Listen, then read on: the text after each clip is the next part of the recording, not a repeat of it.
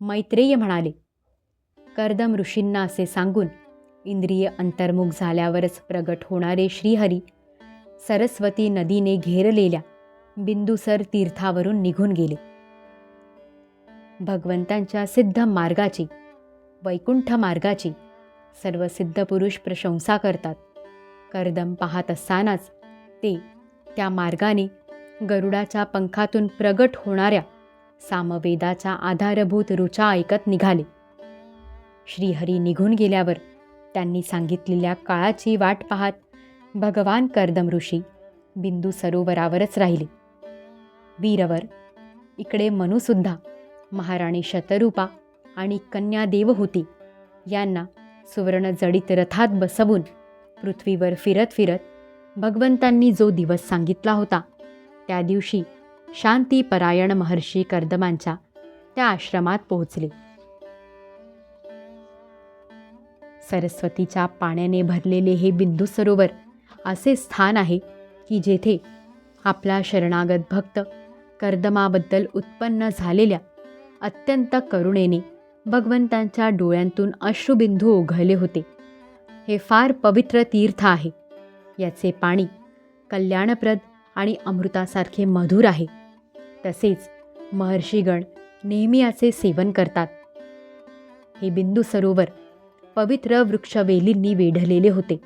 त्यात निरनिराळे शब्द करणारे पवित्र पशुपक्षी राहत होते. ते स्थान सर्व ऋतूंमधील फळांनी आणि फुलांनी संपन्न होते आणि सुंदर वनराई त्याची शोभा वाढवीत होती. तेथे मदमस्त पक्ष्यांचे थवे किलबिलाट करीत होते. धुंद भ्रमर गुंजारव करीत होते.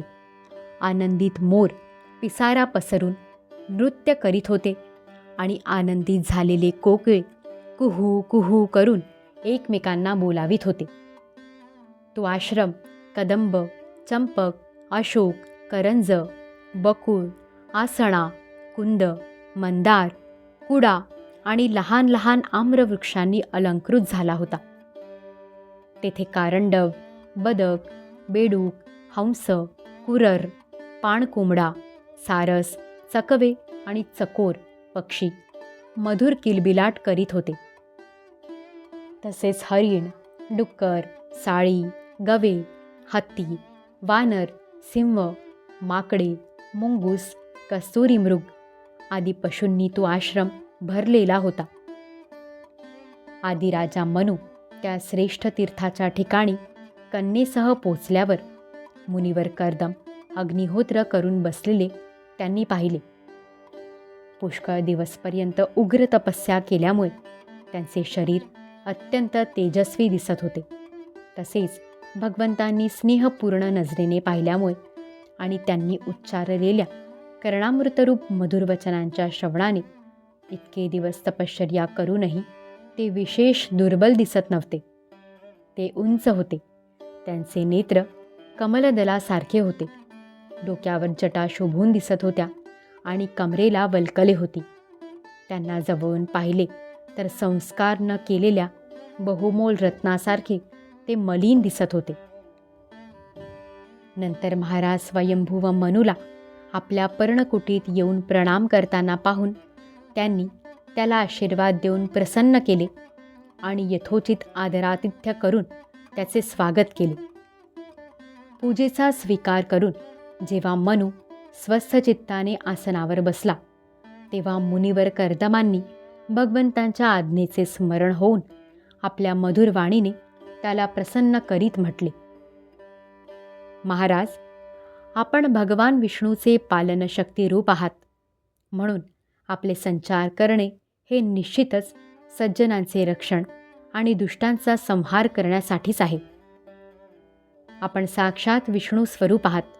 तसेच निरनिराळ्या कार्यांसाठी सूर्य, चंद्र, अग्नी, इंद्र, वायू, यम, धर्म आणि वरुण इत्यादी रूपे धारण करता. आपणास नमस्कार असो.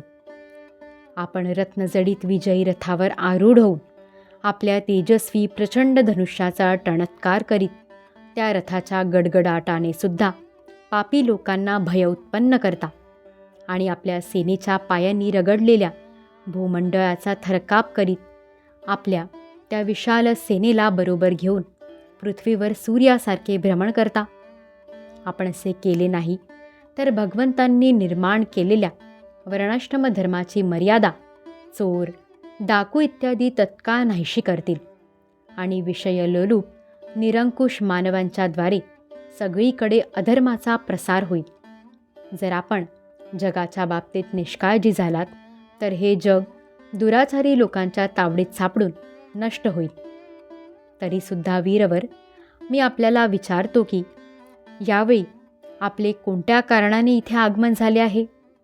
आपण मला आज्ञा करावी, तिचा मी निष्कपट भावाने स्वीकार करीन. अध्याय 21 समाप्त. श्री सद्गुरु चरणारविंदार्पितमस्तु.